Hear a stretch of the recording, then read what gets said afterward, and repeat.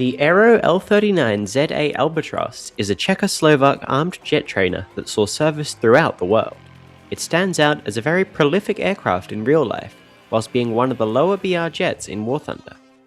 In this video, we'll take a look at the Albatross, going into its history, its state in War Thunder, and how to play it.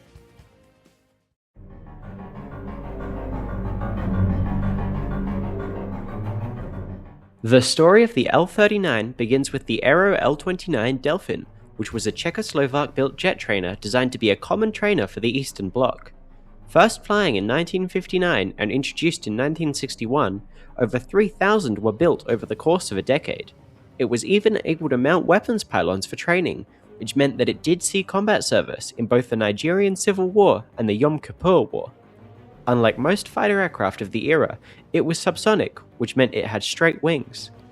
While it was a good aircraft, eventually demand grew for something similar but with higher performance, and so work began on a successor.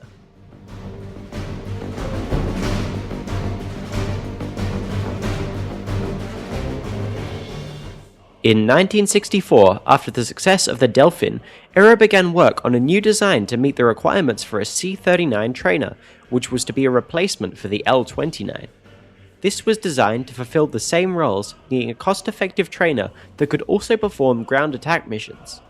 As such, it was very simple to fly and maintain, with rugged landing gear that allowed it to operate from nearly anywhere, even frozen lakes. The design itself features low-set straight wings with 100-litre fuel tanks permanently attached and side-by-side air brakes underneath the fuselage. As standard, it featured Czech-built VS-1 ejection seats under separate canopies, which were manually operated in a very similar manner to other Soviet aircraft, being the exact same process required to eject out of a MiG-29. The cockpit is partially pressurized, although oxygen masks are required when flying above 7 kilometers, and a gyro gun sight for aiming any weapons can be found in the forward cockpit.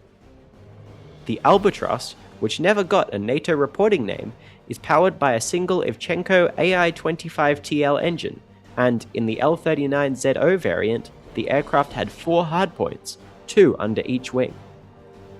The aircraft later underwent a significant upgrade in the L-39ZA variant, featuring sturdier landing gear, a Gush 23L 23mm twin-barrel cannon in a gun pod underneath the fuselage, and wiring for R-3S or R-60 air-to-air missiles.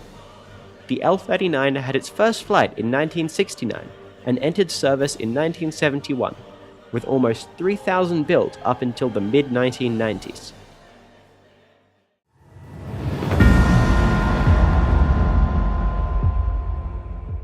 The L-39 has seen service in the militaries of many nations and non-state actors, as well as significantly in the civilian world. While many militaries used it as trainers, less used it in combat, so we'll only cover those, which are Abkhazia, Azerbaijan, Chechnya, Libya, Syria, and Ukraine. Abkhazian separatists used L-39s during the war in Abkhazia to attack civilian targets, with one being lost to a Russian book in a friendly fire incident. In Azerbaijan, they were used extensively to perform ground attack during the First Nagorno-Karabakh War, where a number were shot down by air defenses. Chechnya used these mostly in internal conflicts, and one of the factors that led to Russia intervening was concerns that they could be used for kamikaze attacks on nuclear power plants, which led to them being destroyed on the ground by Russian Su-25 Frogfoots. Libya deployed these in the Chadian-Libyan conflict, where a number were captured on the ground during the final Chadian offensive. In Syria, they were first operationally used during the Battle of Aleppo to strike rebel-held positions. In 2013, at least 2 were captured and made airworthy by insurgents before being shot down by the Syrian Air Force. Finally, the L-39 saw service in the war in Ukraine, with several being used by the Ukrainians earlier in the war.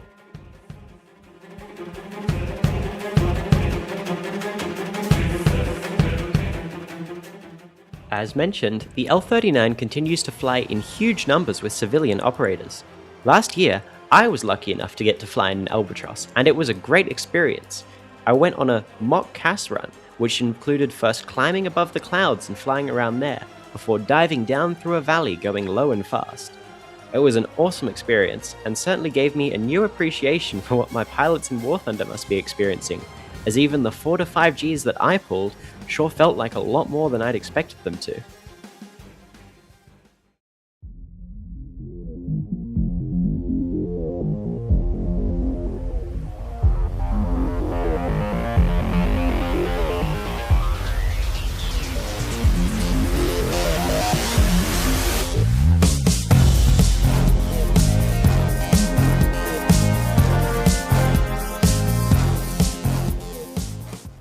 Added in the June 2025 Leviathans update, the L-39ZA is a Rank 5 Pack Premium strike aircraft in the Soviet air tree.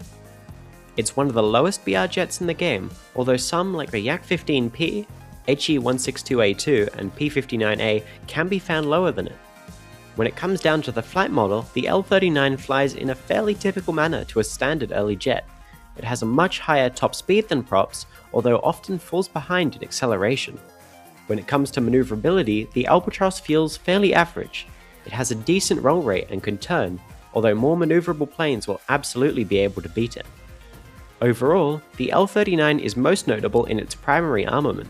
The Albatross's main weapon is its 23mm Gush 23L, which, while I have decried its effectiveness on some other aircraft, like the J-10A as a mere water pistol, at this low of a BR, its firepower is simply unrivaled. The drawback is that you only have 150 rounds, meaning you have barely over 3 seconds of trigger time before you run out. In addition to its cannon, the L-39 also has 4 hardpoints which can carry a variety of payloads. You have access to a variety of bombs, 2 Fab 500s, 4 Fab 250s, 4 Fab 100s, either normal or parachute slowed, and then a second type of parachute Fab 100s, with more explosive mass that you can carry 8 of. Adding on to those, you can bring up to 64 S5K unguided heat rockets across 4 pods, and finally 4 gun pods, each containing 3 7.62mm PK machine guns with 500 rounds per gun. An interesting tidbit is that on release, these guns had 0 mass, something that was later fixed. Unlike in real life, the L-39 doesn't have access to any missiles, a deliberate balance choice as it would have to be a much higher BR with them. For all of this ordnance, the Albatross lacks any sort of CCIP or CCRP, meaning you'll have to aim everything yourself. Its wing rip speed is 955 km an hour IAS, while the flaps rip at 305 and the gear at 330.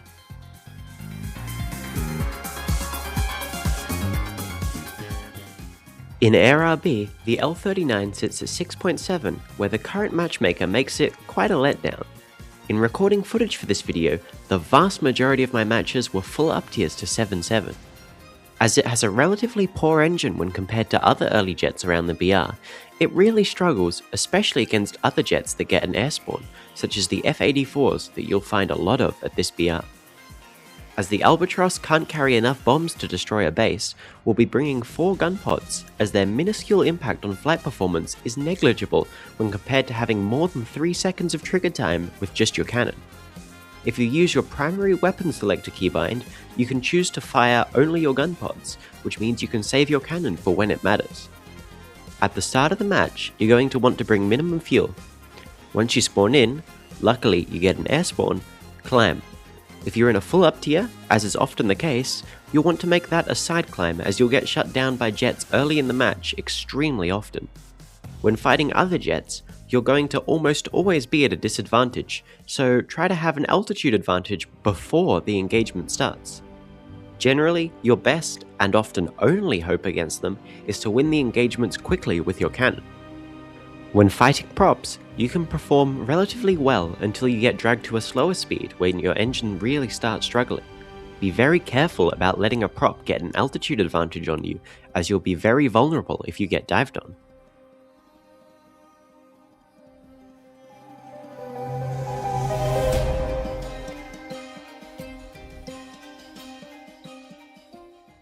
In Ground RB, the L-39 is again at a BR of 6.7, where it fits into a decent lineup alongside tanks like the IS-2 1944 and the T-44. A day before this video came out, Gaijin has announced that the L-39 will likely be moving down to 6.3 in Ground RB, which is a nice change, but doesn't fundamentally alter its playstyle. You can bring it in a 6.3 lineup at least, which is nice. It's fairly serviceable as a fighter to shoot down enemy casts, and it's capable of doing its own casts, but there are better options, notably the Tu-2S, which gets a bomb sight and significantly better bombs. If you want to take it out, it's serviceable, with a few options for loadouts. If you're interested in being a multi-role, you can take 2 500 kilo bombs and 2 gun pods. Your weight limit prevents you from bringing anything heavier with the 500s. If you're bringing 250 kilo bombs, make sure you bring the 54s instead of the 270s, as they have a little more explosive mass and a lighter weight. The rockets are also a decent option if you're good at aiming them, just bear in mind they're quite small.